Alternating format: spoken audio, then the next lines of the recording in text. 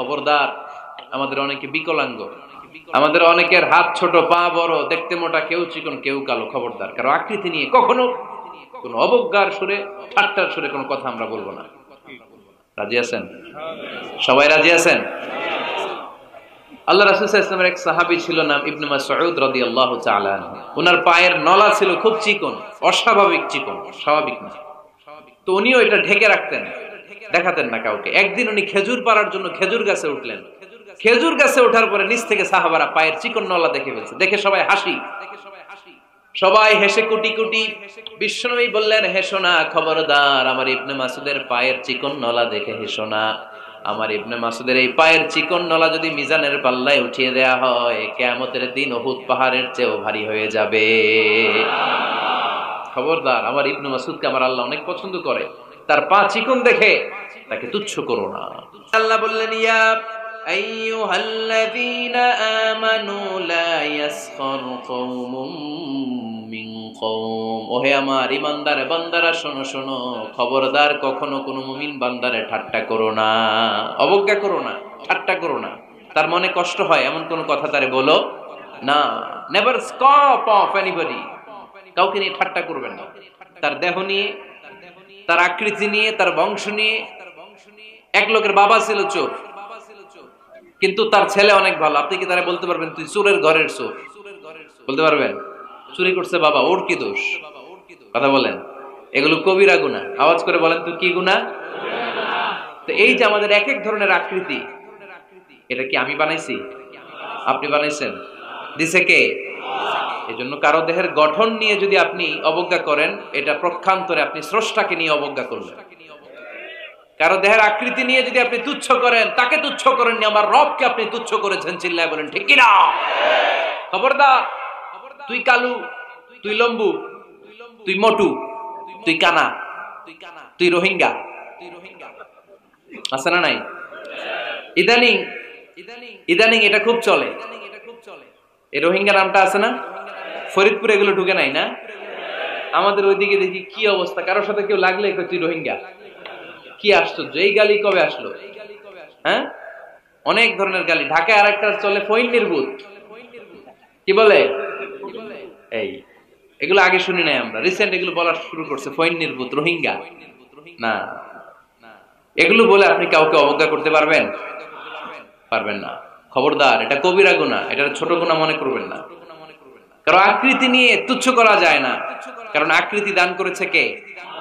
ওয়াল্লাযী ইউসাউইরুকুম feel আরহামি কাইফা ইয়াশা, লা ইলাহা ইল্লা হুয়াল আজিজুল হাকীম। তিনি এমন সত্তা, যিনি তোমাদের চেহারার অবয়ব দিয়েছেন, তোমাদের আকৃতি দান করেছেন তখন যখন তোমরা মায়ের পেটের ভেতরে ছোট্ট জোকের মতো ছিলা। মায়ের পেটের ভেতরে আমরা যখন সবাই এত ছোট্ট, তখনই আমাদের চেহারার আকৃতি দিয়েছে কে? কে সুন্দর হব, কে ছেলে হব, কে মেয়ে হব, কে মোটা হব, কে চিকন হব, আমার ইচ্ছা হয়েছে? আওয়াজ করে বলতে হবে, কার ইচ্ছায়? প্রত্যেককে যদি আল্লাহ প্রত্যেকের নিজের চেহারা ডিজাইন করতে দিতেন, আল্লাহ যদি বলতেন তোমার চেহারাটা কেমন হবে তুমি ডিজাইন করো, তাহলে আপনি আপনারা কেমন বানাতেন? হ্যাঁ বলেন, ফরিদপুরের ভাইরা বলেন, সুন্দর করে বানাতেন তাই না? সবচাইতে স্মার্ট, সবচেয়ে সুন্দর করে আমি আমার চেহারাটা বানাতাম যদি আমাকে ডিজাইন করার সুযোগ দেওয়া হতো। কিন্তু এই সুযোগ তো আল্লাহ দেন নাই। ডিজাইন স্বয়ং করে দিয়েছেন কে? কোন নারীকে যদি আল্লাহ বলতে, এই নারীরা তোমাদের চেহারা কার কেমন লাগবে তোমরা বানাও, প্রত্যেক নারী কি করতো? বিশ্ব সুন্দরী করে নিজেকে বানাতো। খুদ ধরার মতো কোনো জায়গা সে নিজের জন্য রাখতো না, ঠিক কিনা? কিন্তু এটা আল্লাহ দেন নাই। এই আকৃতিটা আমাদেরকে সরাসরি দান করেছেন কে? বিশ্বনবী বলেন, উলঙ্গ হয়ে দাঁড়াবে সব। ইহশারুন নাসু ইয়াউমাল কিয়ামাতি হুফাতান উরাতান মুশাতান গুরলা। সেদিন মানুষগুলো উলঙ্গ, গায়ে জামা নাই, পেটে দানা পানি নাই, পায়ের মধ্যে জুতা নাই, সব উলঙ্গ। ভাবতেছেন না খালি শুনতেছেন? ভাবতেছেন যে ওই দিন আপনিও দাঁড়াবেন, আমিও দাঁড়াবো, আমাদের সবাইকে দাঁড়াতে হবে। অবশ্যম্ভাবী, ওইটা থেকে পার পাওয়ার কোনো সুযোগ আমাদের নাই। চিল্লা এখন ঠিক কিনা? আল্লাহ বললেন, কাআন সাফসাফা লা তারা ফিহা আওয়াজান ওয়ালা আমতা। লেভেল প্লেইং ফিল্ড, এক জায়গা থেকে কোটি কোটি মানুষ এক নজরে দেখা যাবে। সবগুলো উলঙ্গের মতো দৌড়াবে, পেটে দানা পানি নাই, খাওয়া দাওয়া নাই, ক্লান্ত শ্রান্ত পেরেশান। আকাশের সূর্যটা একেবারে মাথার কাছে চলে আসবে। আল্লাহর আরশের ছায়া ছাড়া সেদিন কেউ কোনো ছায়া পাবে না। আল্লাহ এই কঠিন দিন তোমার আরশের নিচে এই গুনাহগার বান্দাদেরকে তুমি ছায়া করে দিও। আল্লাহর আরশের ছায়া ছাড়া সেদিন কোনো ছায়া নাই। সূর্যের তাপে মাথার মগজগুলো ভাতের মাড়ের মতো গলে গলে নাকের ছিদ্র দিয়ে কানের ছিদ্র দিয়ে বেয়ে বেয়ে পড়বে। মানুষগুলো ক্লান্ত শ্রান্ত পেরেশান, ক্ষুধার জ্বালায় তৃষ্ণার জ্বালায় জিহ্বাটা বের হয়ে যাবে। 50,000 বছর হবে সেদিনটা লম্বা। কয় হাজার? 50,000 বছর। পাগল হয়ে যাবে মানুষ, পাগল। মা আয়েশা বললেন, ইয়া রাসূলুল্লাহ, ইয়া হাবিবাল্লাহ, ভয়ঙ্কর সেদিন। মানুষগুলো দাঁড়াবে, নারী পুরুষ কারো গায়ে জামা নাই। তাহলে কি মানুষের লজ্জা লাগবে না? Don't they feel any shy, any shame? No shame, কোনো লজ্জা থাকবে না? কাপড় না থাকলে লজ্জা লাগার কথা না? মায়ে সেটাই বললেন, নবী, ওই কঠিন দিন কারো গায়ে জামা নাই, তাহলে কি লজ্জা শরমের কোনো ব্যাপার নাই? বিশ্বনবী বলেন, আয়েশা রে, ওই দিনটা এত ভয়ঙ্কর, কার গায়ে জামা আছে কার গায়ে নাই টেরও পাওয়া যাবে না। ইয়াউমা ইয়াফিরুল মারউ মিন আখিহি ওয়া উম্মিহি ওয়া আবি, নিজের সাথে মিলান, সবাই নিজের নিজের মায়ের সাথে মিলান। সেদিন ভাইকে দেখে ভাই পালাবে। আপনার ভাইকে আপনি পরিচয় না দিয়ে পালিয়ে যাবেন। আপনার ছোট বোনটারে দেখে পরিচয় না দিয়ে আপনি দৌড়াবেন। আপনার কলিজার টুকরা সন্তানটারে নাকি আপনি চিনবেন না। আপনার প্রিয়তমা স্ত্রী আপনারে চিনবে না, আপনি তারে চিনবেন না। বাবা আপনারে পরিচয় দিবে না, মা পরিচয় দিবে না। যেই মা ছেলের জন্য নিজের জীবন বিলিয়ে দেয়, আছে না নাই? যেই বাবা ছেলের সন্তানের কল্যাণের জন্য নিজের জীবনটারেও বিলিয়ে দিতে কুণ্ঠাবোধ করে না, ওই বাবা ছেলেরে পরিচয় দিবে না। মা মেয়েরে চিনবে না, বন্ধু বন্ধুরে চিনবে না, পীর সাহেব মুরিদরে চিনবে না, মুরিদ পীর সাহেবরে চিনবে না, মুসল্লি ইমাম সাহেবকে চিনবে না, ইমাম মুসল্লিকে চিনবে না, নেতা কর্মীরে চিনবে না, কর্মী নেতারে চিনবে না, কেউ কাউরে চিনবে না। সাধারণ মানুষ আপনারে কি করবে? নবীরাও বলবে ইয়া নাফসি। সব নবীর মুখের জিকির ইয়া নাফসি, ইয়া নাফসি। বাঁচানোর কেউ নাই। 50,000 বছর মানুষগুলো ছুটতে ছুটতে সৈয়দনা আদম আলাইহিস সালামের কাছে যাবেন, নূহ আলাইহিস সালাম, ইব্রাহিম আলাইহিস সালাম, মূসা আলাইহিস সালাম। সবাই বলবে পারবো না, আমাদের পক্ষে করা কিছু সম্ভব না। আজকে আল্লাহ এত রাগান্বিত হয়েছে, এত রাগান্বিত আল্লাহ পৃথিবীতে কোনোদিন হন নাই। আবার এর চেয়ে বেশি রাগান্বিত সামনেও কোনোদিন হবেন না। আজকে আল্লাহ সামনেই যাওয়া যাবে না। পরে সৈয়দনা ঈসা আলাইহিস সালাম বলবেন, সাজেশন আছে আমার কাছে, সাজেশন। আজকের এই কঠিন দিনে কোন নবী আল্লাহর সামনে দাঁড়াতে পারবে না, একমাত্র আখিরি জামানার পয়গম্বর বিশ্ব নবী মুহাম্মদুর রাসূলুল্লাহ ছাড়া সাল্লাল্লাহু। বিশ্ব নবী মাকামে মাহমুদে তখন সিজদায় পড়ে থাকবেন, কাঁদতে থাকবেন। সবার জিকির ইয়া নফসি, বিশ্ব নবীর জিকির ইয়া উম্মতি। আল্লাহু আকবার। আল্লাহ বলবেন, নবী আর কাঁদবেন না, মাথা তুলেন।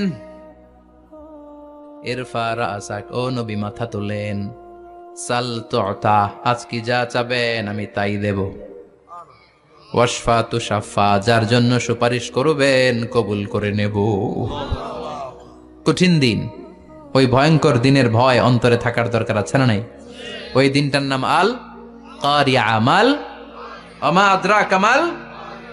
এরপর আল্লাহ বললেন, ফাআম্মা মান সাকুলাত মাওয়াজিনুহু ফাহুয়া ফি ঈশাতির রাদিয়াহ ওয়া আম্মা মান খাফফাত মাওয়াজিনুহু ফাউম্মুহু হাওিয়া ওয়া মা আদরাকা মা হিয়া নারুন হামিয়া। পড়েন আল্লাহু আকবার। দেখেন বর্ণনাটা কেমন করে দিচ্ছেন আল্লাহ। বললেন, সেদিন আমি মিজানের পাল্লায় তোমাদের সবকিছুর ওজন দেব।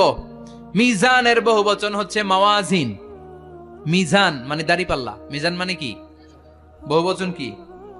মাওয়াজিন। আল্লাহ বললেন, ফাআম্মা মান সাকুলাত মাওয়াজিনু, এই মিজানের পাল্লা যদি কেউ ভারী করতে চান, একটা দোয়া সকাল সন্ধ্যা পড়বেন, সুবহানাল্লাহি ওয়া বিহামদিহি সুবহানাল্লাহিল আযীম। আমার সাথে সাথে আওয়াজ করে পড়েন, সুবহানাল্লাহি ওয়া বিহামদিহি সুবহানাল্লাহিল আযীম, সুবহানাল্লাহি ওয়া বিহামদিহি সুবহানাল্লাহিল আযীম। বিশ্বনবী বলেন এই দুইটা বাক্য জিহ্বায় উচ্চারণ করতে পাতলা, আল্লাহর কাছে বড্ড প্রিয়, কিন্তু মিজানের পাল্লায় রেখে দিলে ওজন হয়ে যাবে, বিশাল ওজন, আপনার ওজনের পাল্লা ভারী করে ফেলবে। সেদিন আল্লাহ মিজানের পাল্লায় জাররা জাররা হিসাব করবেন। মিজানের শাব্দিক সুন্দর অর্থ হচ্ছে নিক্তি পাল্লা। কি পাল্লা? কথা বলেন, ঘুমে ধরছে? শেষ করে দেই, আর 2-1 মিনিট, তাও জিনা। ওয়াজ শুনবেন তো না চলে যাবেন? সব জিনা। তো মিজানের পাল্লার শাব্দিক বাংলা অর্থ হচ্ছে, সুন্দর অর্থ হচ্ছে নিক্তি পাল্লা। দাড়ি পাল্লাতে আলু মাপে, ডাল মাপে, চাল মাপে, এগুলো মাপে। নিক্তি পাল্লাতে স্বর্ণ মাপে, ঠিক কিনা? দাড়ি পাল্লা দিয়ে স্বর্ণ মাপতে দেখছেন? নিক্তি পাল্লা দিয়ে মাপে, কারণ দাড়ি পাল্লায় খুব সূক্ষ্ম হিসাব করা যায় না। 2-4টা চাল ডাল বেশি কম এদিকে যাক ওদিকে যাক তেমন সমস্যা নাই, কিন্তু স্বর্ণ যদি কিছু বেশি কম যায়, আমও শেষ, সালাও, ব্যবসা শেষ। ক্রেতা পাইয়ে গেলে উনি লাভবান, আমি পাইয়ে গেলে আমি লাভবান। এজন্য স্বর্ণ মাপতে হয় নিক্তি পাল্লা দিয়ে। নিক্তি পাল্লার এখন মিটার বের হয়েছে, ওটার মধ্যে একটা চুল ছিঁড়েও যদি আপনি 2-3টা চুল ফেলে দেন, ওইটা ওজনে এসে যাবে, পয়েন্ট এত এত, এটার ওজন আছে। সুবহানাল্লাহ পড়েন। আল্লাহ এরকম নিক্তি পাল্লা সেদিন দাঁড় করাবে, যে নিক্তি পাল্লার ভেতরে আল্লাহ জাররা জাররা হিসাব করবে। ফামাইয়া আমাল মিসকালা জাররাতিন খাইরান ইয়ারা। জাররার উদাহরণ আমি এরকম দেই, শীতের দিন সকালবেলায় যাদের টিনের ঘর আছে, দেখবেন টিনের ঘরে উপরে ছিদ্র আছে, ওই ছিদ্র দিয়ে সূর্যের আলো ঘরে ঢুকে। ঘরে ঢুকলেই দেখবেন ঘরের কোথাও আলো নাই, কিন্তু এই টিনের ছিদ্র দিয়ে সূর্যের চিকন একটা আলো ঘরে ঢুকেছে। ওটা সামনে দেখলে, সামনে গেলে দেখবেন যে ওই আলোটার মধ্যে পাতলা পাতলা ধুলা বালি উঠতেছে, ঘরের কোথাও দেখা যায় না, কিন্তু ওইটার মধ্যে দেখা যায়। দেখা যায় না? ওইটারে আরবিতে বলে জাররা। ওই জাররা পরিমাণ পাপ করেছেন সেটাও দেখবেন, জাররা পরিমাণ ভালো করেছেন সেটারও প্রতিদান সেদিন দিবে কে? যাদের মিজানের পাল্লা ভারী হয়ে যাবে, ফাহুয়া ফি আইশাতির রাদিয়া, সে আরামে থাকবে, সুখে থাকবে। তাকে সামনের দিক থেকে এনে এই ডান হাতে আমলনামা দেয়া হবে। ফাআম্মা মান উতিয়া কিতাবাহু বিয়ামিনিহি ফাসাউফা ইউহাসাবু হিসাবান ইয়াসীরা। সেদিন যাদেরকে ডান হাতে আমলনামা দেয়া হবে, তাদের আমলনামা সহজ হয়ে যাবে। আল্লাহ, এই কঠিন বিপদের দিন, যেদিন আমার বাবা আমারে চিনবে না, আমার মা আমারে চিনবে না, সূর্য আমার মাথার উপর, তুমি ছাড়া আমার কেউ নাই, ওই কঠিন দিনে আমারে তুমি ডান হাতে আমলনামা দিও। চিল্লায় পড়েন আমিন। রোজ হাসরে হে আল্লাহ আমার করোনা বিচার, আল্লাহ করোনা বিচার। বিচার চান? প্রতিদিন দোয়াতে বলবেন, আল্লাহ তুমি আমার বিচার করো না, বিচার ছাড়া তুমি আমারে মাফ করে দিও। বিচার করলে আমরা পার পাওয়ার কোনো সুযোগ নাই। বিষ্ণু বললেন, মান নুকিশা উযিবা, বিচার যারা আল্লাহ করবেন সেদিন বাঁচার কোনো সুযোগ তার জন্য থাকবে না। শুধু দয়া করে মায়া করে মাফ করে দিলে তাকে আটকানোরও কেউ থাকবে। রোজ হাসরে হে আল্লাহ আমার, পড়েন, করোনা বিচার, আল্লাহ করোনা বিচার, বিচার চাহি না তব দয়া চাহে হে গুনাহগার, আল্লাহ করোনা বিচার। পড়েন আমিন। ডান হাতে আমলনামা দেয়া হবে যার মিজানের পাল্লা ভারী হবে। আর ফাআম্মা মান উতিয়া কিতাবাহু ওয়া আম্মা মান খাফফাত মাওয়াজিনুহু, আর যার মিজানের পাল্লা হালকা হয়ে যাবে, ফাউম্মুহু হাওিয়া, তার জন্য আছে ধ্বংস। ওয়া মা আদরাকা মা হিয়া নারুন হামিয়া, এটা কেমন ধরনের ধ্বংস জানো নাকি? নারুন হামিয়া, দ্য ব্লেজিং ফায়ার, জ্বলন্ত আগুন। তাদেরকে আর ডান হাতে আমলনামা না, তাদেরকে পেছন দিক থেকে এনে বা হাতে আমলনামা দেয়া হবে। আল্লাহ, এটা থেকে তুমি আমাদেরকে বাঁচাও। ওয়া আম্মা মান উতিয়া কিতাবাহু ওয়ারাআ যাহরিহি ফাসাউফা ইয়াদউ সুবুরা, ওরা আমলনামা নিতে চাইবে না। যাদেরকে ডান হাতে আমলনামা দেয়া হবে, আনন্দে উৎফুল্ল হয়ে ওরা তাকবীর দিবে, লিল্লাহি তাকবীর। আর যাদেরকে বা হাতে দেয়া হবে, কয় লাগবে না, কি বলবে? লাগবে না, আমলনামার দরকার নাই। আল্লাহ বলেন লাগবে, আমলনামা নাও, নিজের আমলনামা নিজেই পড়ে নাম্বারিং করো। ইকরা, পড়ো। পড়া ছাড়া কোনো গতি নাই। কোরআনও শুরু করছে পড়ো, আর আখিরাতের আমলনামা শুরু করছে কি দিয়া? কি দিয়ে?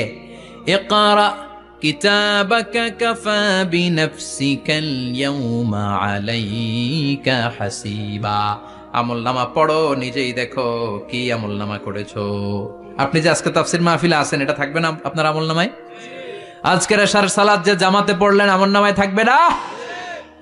ছোটবেলা থেকে শুরু করে আজ অবধি আপনি যেখানে যেটা যখন যেইভাবে করেছেন, একেবারে ছোট্ট ছোট্ট থেকে শুরু করে মাঝারি থেকে শুরু করে বড় বড় কাজগুলো সবগুলো আমলনামায় তুলে দিবে কে?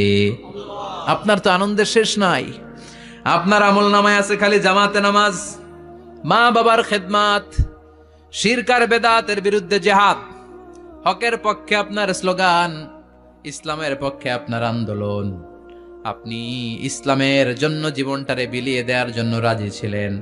আপনি জ্বলে উঠেছিলেন আপন শক্তিতে। আপনার তো ভালো ভালো কাজগুলো দিয়ে আমলনামা ভরপুর। কিন্তু যাকে বা হাতে আমলনামা দেয়া হবে সে পড়তে চাইবে না, কারণ খুললেই দেখে আকাম আর কুকাম। পৃষ্ঠা একটার পরে একটা উল্টায়, খালি আকাম কুকাম, দুর্নীতি, চোরা কারবারি, ফ্যান্সি ডিলের ব্যবসা, মা বাবারে অন্যায় ভাবে অত্যাচার, এলাকার মধ্যে ত্রাস সৃষ্টি, এরকম ডাকাইত আছে না নাই? পাপ দিয়ে যার জীবন সাজানো, ও কি আমলনামা পড়তে চাইবে? ও দেখবে যে ইসলামরে বিভিন্ন জায়গায় যে বাঁশ দিছে, ওগুলো আছে না নাই? ইসলামের বিরোধিতা করেছে, কোরআনের বিরোধিতা করেছে, হকের বিরোধিতা করেছে, শাহবাগের মঞ্চে উঠে ভাষণ দিয়েছে, এরকম আছে না নাই? যত যত জায়গায় ইসলামের বিরোধিতা সব পাবে সে তার আমলনামায়। সে তো পড়তে চাইবে না। সে বলবে মালি হাযাল কিতাবি লা ইউগাদিরু সাগীরাতান ওয়ালা কাবীরাতান ইল্লা আহসাহা। এটা কেমন আমলনামা? ছোট যা করেছি সেটাও আল্লাহ দিয়েছে, বড় যা করেছি সেটাও দিয়েছে, ঠিক কি না? সে দেখে অবাক, সে বলবে লাগবে না। আল্লাহ বলবে পর। সবাই সবার আমলনামা মিলায় নে, কোনটা বাদ গেল কিনা। সুবহানাল্লাহ পড়ে। কি আহকামুল হাকিমিন আমরা পেয়েছি। Recheck, cross check and double check. আবার চেক করে দেখ। আমরা মহা খুশি, ইসলাম বিরোধীরা মহা দুঃখে থাকবে। বলবে হায় হায় কি আমলনামা, এই আমলনামা অনুযায়ী যদি আমার বিচার হয়, মায়ের তো একটাও মাটিতে পড়বে না, ঠিক কিনা? কি করা যায়? কি করা যায়? ফোন দিয়ে আটবে। এবার মনে মনে খুঁজে পাবে, দুনিয়াতে তো মিথ্যে কথা কম বলি নাই, মিছা কথা কম কই নাই, দেখি আজকে একটা মিথ্যা কথা বলে পার পাওয়া যায় কিনা। সে বলবে আল্লাহ আমার কথা আছে। আল্লাহ বলবে কি কথা? আল্লাহ এটা তো আমার আমলনামা না। একটা সিস্টেম, একটা প্রসিডিউর।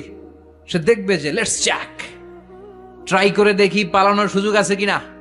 বলবে আল্লাহ এটা তো আমার আমলনামা না, তোমার ফেরেশতারা ভুল করে আরেকজনেরটা আমারে দিছে। আরেকজনেরটা সলিমুদ্দিনটা আমি কলিমুদ্দিনে দিয়ে দিছি। আল্লাহর ফেরেশতারা ভুল করে কথা বলেন? আল্লাহ বলবে না এটা তোরই আমলনামা। সে বলবে না আল্লাহ, এই এত খারাপ কাজ তো আমি করি নাই, আমি তো এত খারাপ ছিলাম না, আমি ভালো মানুষ। আমার আমলনামা না, আরেকজনের আমলনামা আমাকে দেয়া হয়েছে। আল্লাহ বলে আমি যদি প্রমাণ করে দিতে পারি এটা তোরই আমলনামা, কি হবে? সে বলবে আল্লাহ প্রমাণ করে দিতে পারলে দেখা যাবে। আল্লাহ বলবে কেরামান কাতিবিন, আমার স্পেশাল দুইজন ফেরেশতা, তাদের কাছে তোমার এই আমলনামার একটা ব্যাকআপ ফাইল আমার আছে। সুবহানাল্লাহ কোন। কেরামান কাতিবিন ইয়ালামুনা মা তাফআলুন।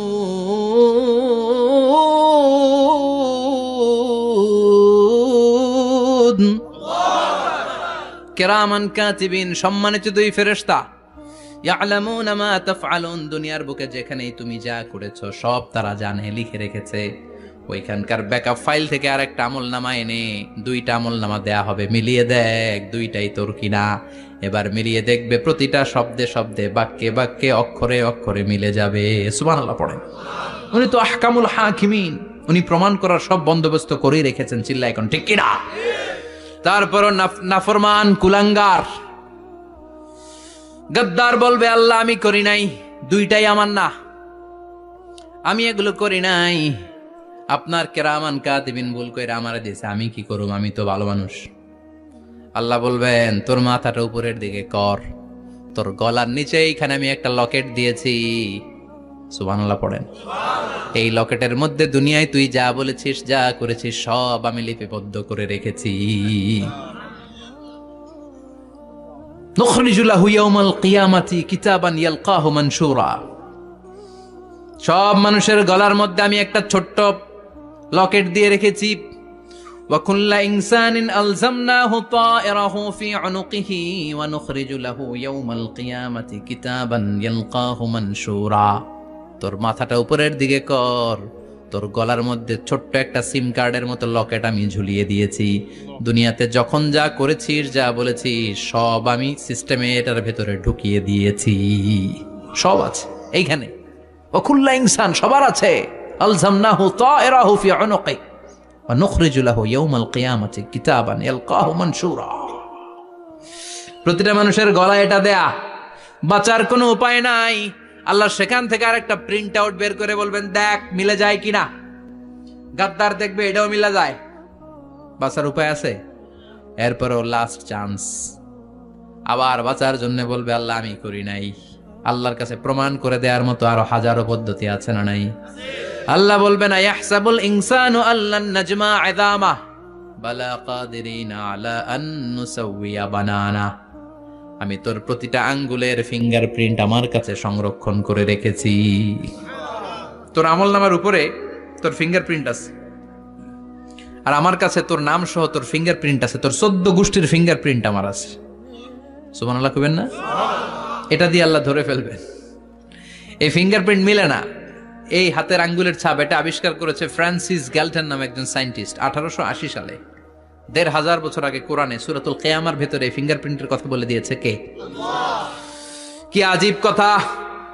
আঙ্গুলের এই ছাপ খেয়াল করে কোনোদিন দেখছেন? এখানে ছোট্ট ছোট্ট এরকম গোল গোল গোল গোল গোল গোল গোল গোল ছাপ আছে। একটা আঙ্গুলের সাথে আরেকটা আঙ্গুলের মিলে না। আমার এই আঙ্গুলের সাথে এটা মিলবে না, এটার সাথে এটা মিলবে না। আমার 10টা আঙ্গুলের সাথে মিলবে না, একটার সাথে আরেকটা না, আলাদা আলাদা।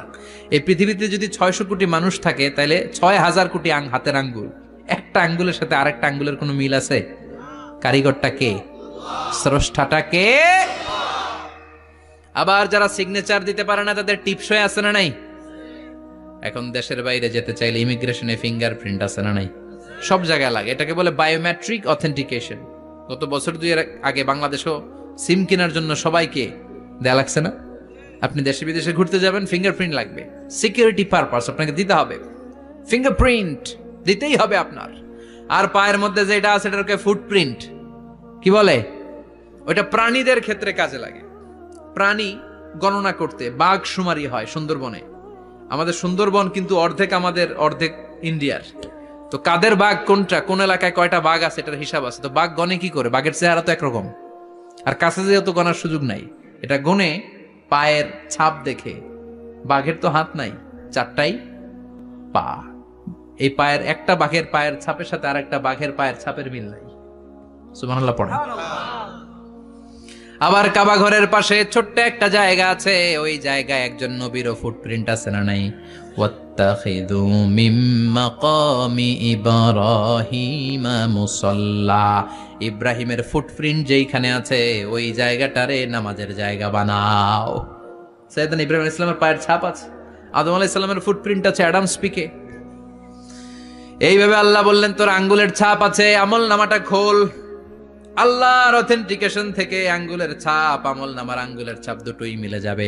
আর কোনো চোরামি করার সুযোগ তার থাকবে নাকি? কথা বলেন। মিথ্যা বলে আল্লাহর কাছ থেকে সেদিন বাঁচার কোনো সুযোগ আছে? একটার পর একটা প্রমাণ দিয়ে আল্লাহ প্রমাণ করেই ছাড়বেন, এটা আর কারো আমল নামা নয়, এটা তোর আমল নামা। চিৎকার করে বলেন ঠিক কিনা? তার মানে রাসূল যতটুকু শিখিয়েছে অতটুকুই শ্রেষ্ঠ। এটা টপকিয়ে, এটার উপর দিয়ে অ্যাডভান্স হয়ে সামনে যাওয়া যাবে?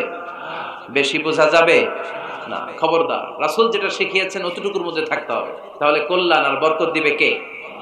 মাগরিবের ফরজ নামাজ কয় রাকাত? কয় রাকাত?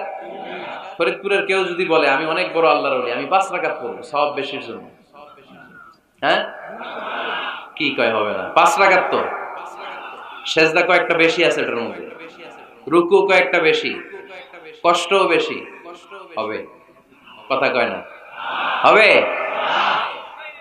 রমাদানের 30 দিন রোজা রাখা ফরজ। আপনি যদি বলেন না রমজানে না রেখে এটা আমি শাবান, জুলকাদ, জুলহজ 3 মাস টানা 90 দিন রেখে দিব, বেশি রাখবো আমি, হবে হবে, কারণ বেশি বুঝছে। কারণ কি?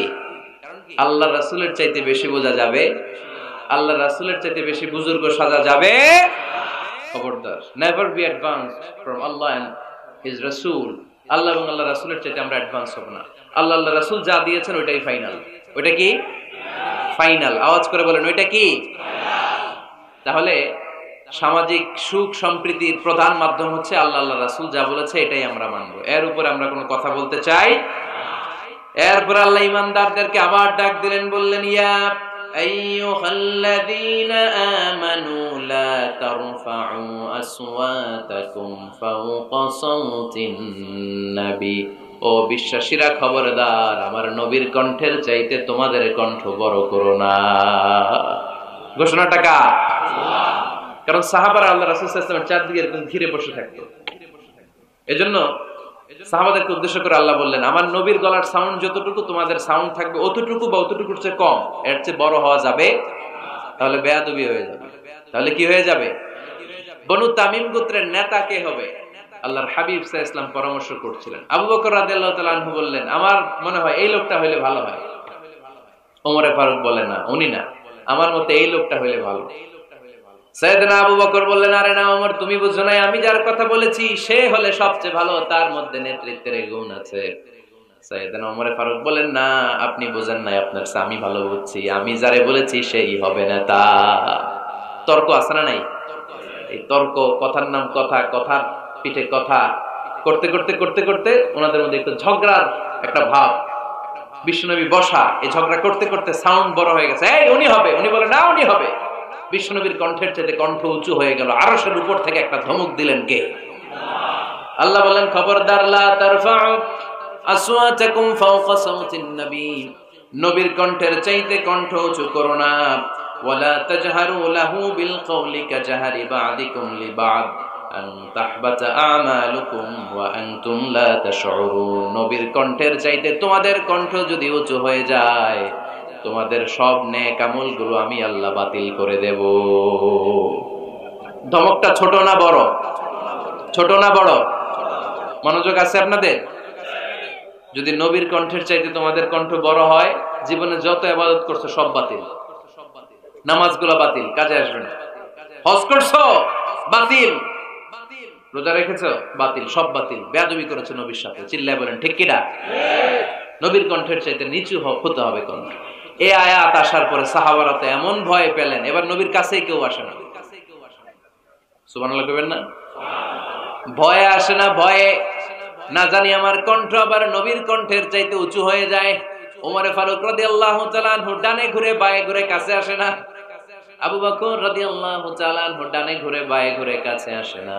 আল্লাহর হাবিব ওমর ফারুককে ডাক দিলেন, এই ওমর, সামনে আসো, এদিকে আসো। ওমর ফারুক আসলেন, কিন্তু ওমর ফারুক এত আস্তে আস্তে কথা বলেন, বিশ্বনবী ওমর ফারুকের কথা কানে শোনে না।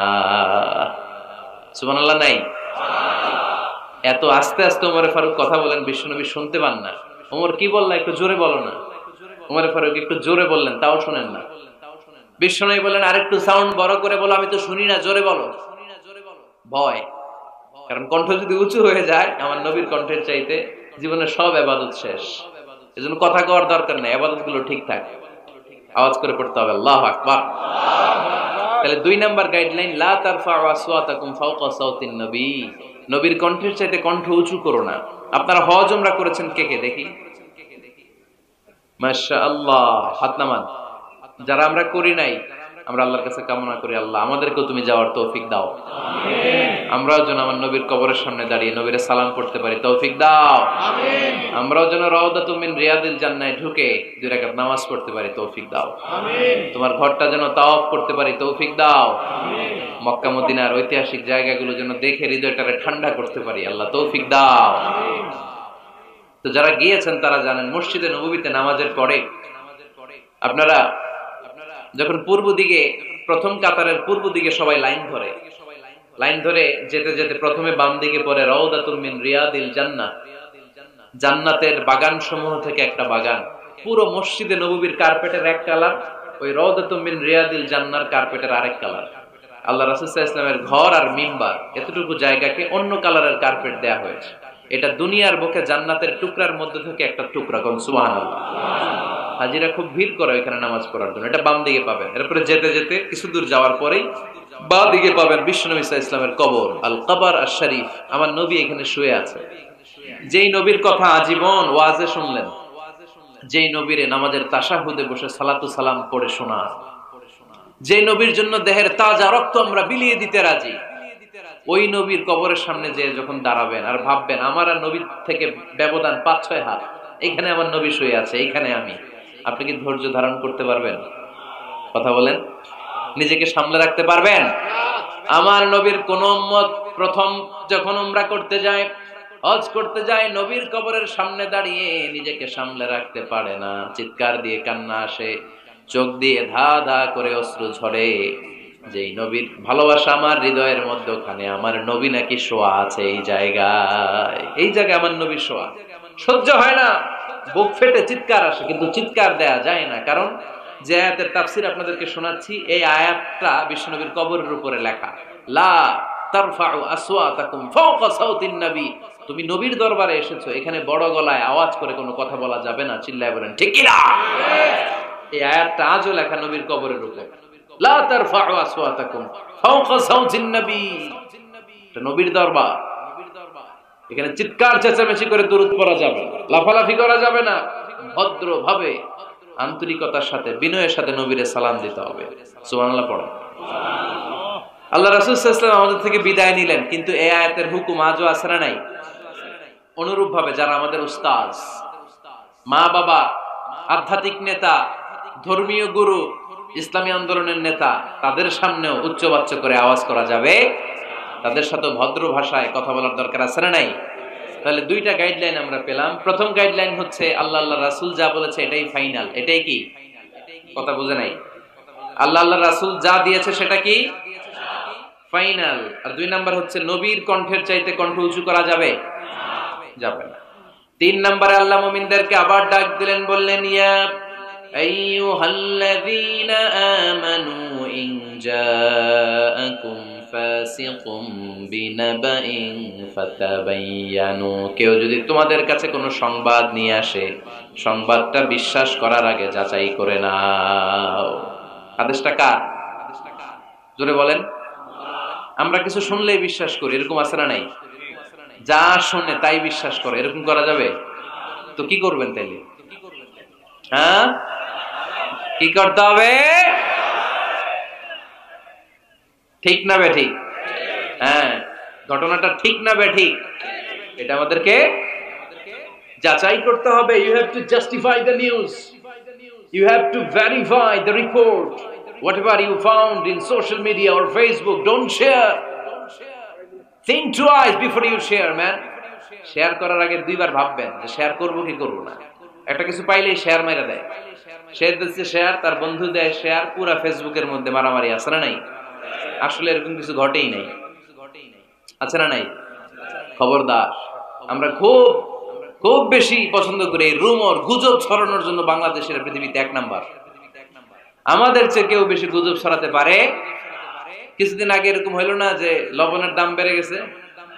হ্যাঁ, লবণ ছিল না তখন? কয় বস্তা? এক একজন 2 বস্তা করে। আপনি কয় বস্তা নিছেন? নেন নাই? তো এই যে দেখেন গুজবের কারণে আসলে লবণ পর্যাপ্ত। আরে আমগো দেশে লবণ থাকবে না, লবণ থাকবে কই? তো লবণের দেশের মানুষ, ঠিক কি না? পর্যাপ্ত পরিমাণ লবণ আছে। আমাদের যে লবণ মজুদ আছে, আমাদের দেশের চাহিদা মিটিয়ে পাশে ইন্ডিয়াতে বা মিয়ানমারও কিছু সাপ্লাই করা সম্ভব, এত লবণ আছে। আলহামদুলিল্লাহ পড়ে। তো এই যে লোকজন বেশি দাম দিয়ে লবণ কেন কিনলো? গুজব। আমরা কি গুজব মানবো? গুজব, এটারে আজকে আমরা নো বলে দিব। নো। কি বলবেন? এত আস্তে? গুজবকে আমরা কি বলবো? নো। গুজবে কান দিবেন না। প্রায় দেখবেন সোশ্যাল মিডিয়াতে অমুক নেতার গোপন ভিডিও ফাঁস। তো অমুক নেতার গোপন ভিডিও ফাঁস হয়েছে, আপনার কি সমস্যা? আপনার এত ভালো লাগে কেন? আপনার ভিডিও তো কয়েকদিন পরে ফাঁস হবে, তখন আপনি কি করবেন? এই সমস্ত আজে বাজে কাজে যাবেন না। অমুক নেতার কি ফাঁস হয়েছে, কি গোপন ভিডিও, কি স্ক্যান্ডাল, এগুলো নিয়ে কখনো মুমিনদের মাথা ব্যথা থাকতে পারে না। মুমিন চাইলে যে কোনো জিনিস শেয়ার দিতে পারে না।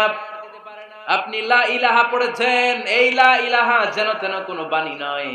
এই লা ইলাহার ঘোষণা দিয়ে যে মুমিন হয়, তার হাতগুলো আল্লাহর কাছে একেবারে সারেন্ডার, তার জিহ্বাটা সারেন্ডার, তার চোখগুলো সারেন্ডার, তার কানগুলো সারেন্ডার। সে চাইলেই মন যা চায় তা করতে পারে না, ঠিক কি না? আপনার কান দিয়ে যা শুনতে মন চায় শুনতে পারবেন? কেন পারেন না? কারণ আপনি মুমিন, ঠিক কি না? চোখ দিয়ে যা দেখতে মন চায় দেখা যায়। তাহলে ফাতাবাইয়ানু, নিউজ একটা শুনলেই আমরা শেয়ার দিব না ভাই, আমরা একটু চেক করব, ক্রস চেক, ডাবল চেক, নির্ভরযোগ্য তথ্যসূত্র তালাশ করব যে আসলে এই ঘটনাটা ঘটছে কিনা। 100% যখন আপনি confirm, then you may share in Facebook, that's not a big deal. Then share দেন, জনসচেতনতার জন্য শেয়ার দেন, সমস্যা নাই। কিন্তু না জেনে শেয়ার দেওয়া যাবে? কথা বলেন। আল্লাহ রাসূল সাল্লাল্লাহু আলাইহি ওয়াসাল্লামের জীবনে এরকম একটা ঘটনা ঘটেছিল। হারিস বিন মিরার রাদিয়াল্লাহু তাআলা আনহু বনুল মুস্তালিকের যুদ্ধে জেতার পরে হারিস বিন মিরারকে বিশ্বনবী দায়িত্ব দিলেন যে হারিস বিন মিরার, তুমি এই এলাকার নেতা, কি করতে হবে আমাদের? বিশ্বনবী বললেন, নামাজ পড়বা, রমাদানের রোজা রাখবা, যাকাত আদায় করবা। মিরার বলে, তাহলে যাকাত নেন। বিশ্বনবী বললেন, না, 1 বছর পূর্ণ হওয়ার পরে যাকাত দিতে হয়। যাকাত কয় বছর পর পর? যাকাত প্রতিদিন দেয়া লাগে। হালানিল হাউল, 1 বছর যখন হবে আমি আমার সাহাবী পাঠাবো মদিনা থেকে, তখন দিয়ে দিও। বিশ্বনবী চলে গেলেন। 1 বছর পরে এক সাহাবীকে রেডি করলেন, যাকাতের সম্পদ নিয়ে আসো বনুল মুস্তালিকের পক্ষ থেকে। ওই সাহাবীর নাম হচ্ছে ওয়ালিদ ইবনে উকবা। বিশ্বনবী ডেকে বললেন, ওয়ালিদ যাও, 1 বছর সময় অতিক্রান্ত হয়েছে, বনুল মুস্তালিকের লোকদের যত যাকাতের সম্পদ জমা হয়েছে নিয়ে আসো। সাইয়েদনা ওয়ালিদ ইবনে উকবা যখন সম্পদ আনার জন্য বের হলেন, ওইদিকে বনুল মুস্তালিকের লোকেরা শুনতে পেল বিশ্বনবীর পাঠানো সাহাবী ওনাদের এলাকায় শুভাগমন করবে। ওই সাহাবীকে লাল গাড়িচার সংবর্ধনা দেওয়ার জন্য সেনাবাহিনী সহ পুরো এলাকা থেকে সব সৈন্যবাহিনী সহ তারা মরুভূমির মধ্যে এসে দাঁড়িয়ে রয়েছে। সুবহানাল্লাহ পড়ে। নবীর সাহাবীর আগমন হবে, নবীর সাহাবীর শুভাগমন। উনি এসে আমাদের এলাকার যাকাতের টাকা কালেকশন করে নিয়ে যাবে, ওনাকে সংবর্ধনা দিব, বের হও। তলোয়ার নিয়ে, ঘোড়া নিয়ে, গার্ড দিয়ে আমরা দাঁড়িয়ে থাকি। তো মরুভূমিতে সবাই দাঁড়ায় আছে। আল ওয়ালিদ ইবনে উকবা মদিনা থেকে বিশাল রাস্তা পাড়ি দিয়ে যখন বনুল মুস্তালিকের এলাকার কাছাকাছি দূর থেকে দেখে তলোয়ার নিয়ে লোকজন দাঁড়ায় আছে। কি নিয়ে দাঁড়ায় আছে? উনি ভাবছে আমারে মারার জন্য দাঁড়ায় আছে। উনি মনে মনে ভাবলেন, বিশ্বনবী পাঠালেন যাকাত নেয়ার জন্য, যাকাত পরে নিব, আগে জান সামলাই। কারণ এলাকার লোকেরা সব তলোয়ার নিয়ে সেনাবাহিনী সহ দাঁড়ানো। আসলে কথাটা কি ঠিক? মারার জন্য দাঁড়ায় আছে? কি জন্য? সম্মান দেওয়ার জন্য, ওয়েলকামিং রিসেপশন দেওয়ার জন্য। উনি ভাবলেন আমারে কচু কাটা করবো, এক কাজ করি, ওদিকে না যে অ্যাবাউট টার্ন, উল্টা করি। যেই চিন্তা ওই কাজ। সাহাবী আল ওয়ালিদ ইবনে উকবা উল্টা ঘুরে গেলেন, মন্দ ধারণা নিয়ে ফিরে যেয়ে বিশ্বনবীরে বললেন, নবী আপনি আমার মায়ের খাওয়ার জন্য পাঠাইছিলেন, যাকাত আনার জন্য পাঠিয়েছেন, কিন্তু তারা যাকাত তো দিবেই না, আমারে হত্যার জন্য তলোয়ার নিয়ে দাঁড়িয়েছিল গো নবী। কথা কি সত্য? উনি ভুল বুঝতে পারছেন, উনি ভুল বুঝেছেন। না বুঝে ভুল কথায় বিশ্বনবীর কাছে প্রচার করে দিলেন। আল্লাহর হাবিব সাল্লাল্লাহু আলাইহি ওয়াসাল্লাম সহজ সরল মনা নবী, সাহাবী তো আর মিথ্যা বলবেন না। বিশ্বনবী বিশ্বাস করলেন। বিশ্বাস করে খালিদ ইবনে ওয়ালিদের নেতৃত্বে 1000 সৈন্যের অভিযান পাঠালেন। বললেন, যাও, যে দেখো ঘটনা কি, ঘটনা সত্য হলে অভিযান চালাও। আল্লাহ বলেন, নবী অভিযান পরে চালায়েন, একটু থামেন। ফাতাবায়ানু ইন জাআকুম ফাসিকুম বিনাবাইন ফাতাবায়ানু। নবী ওয়ালিদ এসে আপনার কাছে দেই তথ্য প্রচার করেছে, তথ্যটা সঠিক নয়, আগে যাচাই করেন, তারপরে অ্যাকশনে যান। ঠিক কি না? আমরা ডাইরেক্ট অ্যাকশন মারি। আমরা কি করি? Action, action, direct action. সত্য না মিথ্যা ধার ধারি না। আল্লাহ বললেন, নবী অভিযান চালাবেন না। ওয়ালিদ যেই কথা আপনারে বলেছে এই কথাটা সত্য নয়। আন তুসিবু কওমান বিজাহালাতিন ফাতুসবিহু আলা মা ফাআলতুম নাদিবিন। আপনি যদি ওই মুসলমানদের এলাকায় না জেনে অভিযান পাঠান, এই অভিযানে যদি কেউ মারা যায়, প্রত্যেকটা মৃত্যুর দায়ভার কিন্তু আপনার কাঁধেই বর্তাবে গো নবী। ঠিক কি না? এই যে আপনি চেক না করে, জাস্টিফাই না করে, নিশ্চিত না হয়ে ওয়ালিদের কথায় বিশ্বাস করেই বনুল মুস্তালিককে অ্যাটাক করার জন্য 1000 সৈন্যবাহিনী পাঠালেন। ওরা যদি আক্রমণ করত, কেউ যদি মারা যেত, এই দায়ভার কার? আমার নবীর। ঠিক কিনা? নবীকে শিখানোর মাধ্যমে আল্লাহ তাআলা গোটা উম্মাহকে শিখাই দিলেন, ইন জাআকুম ফাসিকুম বিনাবাইন ফাতাবায়ানু, কেউ যদি খবর নিয়ে আসে শুনেই বিশ্বাস করো না, আগে যাচাই করো, আগে চেক করো, তারপরে বিশ্বাস করবা, ঠিক কিনা? তাহলে এখন থেকে একটা কিছু শুনলে বিশ্বাস করবেন? একজন এসে বলল, ভাইজান আপনার মেয়েরা দেখলাম আরেক ছেলের সাথে বাজারে ঘোরাফেরা করে, ওই রমনার বটমূলে দেখলাম আপনার মেয়ে আরেক ছেলের নিয়ে পষ্টি নষ্টি করে, লোকের কথা বিশ্বাস করে বাসায় যে মেয়ের চুলের মধ্যে ধরে মাইর, আইজো মায়ের কাইলো মাইর, এরকম হইতে পারে না? হয়তো ওই লোক আপনার মেয়ের মতো দেখতে আরেক মেয়েকে দেখছিল, এরকম হয় কিনা সমাজে? একজন এসে বললো, ভাই আপনি এখানে ভাবিরে তো দেখলাম ওই জায়গায় আরেক লোকের সাথে ঘোরাফেরা করতেছে, খবর রাখেন না বাসা? আপনি রেগে মেগে, ঘটনা কি? আমার খেয়ে আমার পরে আরেকজনের সাথে, যে এই বাড়িতে যে মায়ের, কোনো কথা নেই। দেখবেন যে ছোট্ট মারামারি থেকে এই ঘটনা অনেক সময় বিচ্ছেদ বা ডিভোর্স পর্যন্ত গড়ায়, ঠিক কিনা? ওই যে শোনা কথায় কান দিচ্ছেন, ফাতাবাইয়ুন, আপনি চেক করেন নাই। হয়তো আপনার স্ত্রীর মতো দেখতে বা আপনার স্ত্রী যে জামা পরে, যে পোশাক পরে, এরকম পোশাক পরে আরেক নারীকে দেখছে, আপনার বউ না এটা। আপনার মেয়ের ব্যাপারে যে তথ্য দিয়েছে এটা সঠিক নয়, সে আপনার মেয়ের মতো আরেকটা মেয়েকে দেখেছে, এসে আপনার কাছে বলে দিছে, আপনিও বিশ্বাস করছেন। ভেজাল আছে না নাই? এই ভেজালগুলোকে থামানোর জন্য কোরআনে এই বিধানগুলো নাজিল করেছে কে? তাহলে ফরিদপুরের ভাইয়েরা, 3 নাম্বার গাইডলাইন সমাজটাকে সুন্দর রাখার, তথ্য একটা শুনলেই বিশ্বাস করবেন না। সিলে কান নিয়ে গেছে, শুনলেই সিলের পিছনে দৌড়, নাকি? কি করবেন? আগে কানে হাত দিয়ে একটু দেখবো কান দুইটা আছে না নাই, তারপরে চিলের পিছনে দৌড়াবো।